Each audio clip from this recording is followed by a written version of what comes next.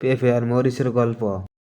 রাস্তার এক পাশ দিয়ে একটি লাল মিয়া মরিচ বীর দর্পে হেঁটে যাচ্ছিল, আর অন্য পাশ থেকে আসছিল একটি নাদুস নুদুস পেঁপে। মাঝপথে হঠাৎ দুজনের দেখা হয়ে গেল। লাল মিয়া মরিচ সৌজন্য খাতিরে হাসিমুখে জিজ্ঞেস করল, কেমন আছো বন্ধু? কিন্তু পেঁপে কোনো উত্তর না দিয়ে মুখ ঘুরিয়ে গটগট করে হেঁটে যেতে লাগল।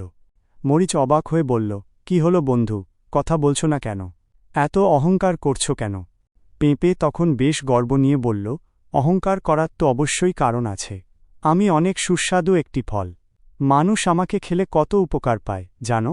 আমার অনেক গুণ। পেঁপে এভাবে বেশ কিছুক্ষণ তার গুণের বর্ণনা দিল।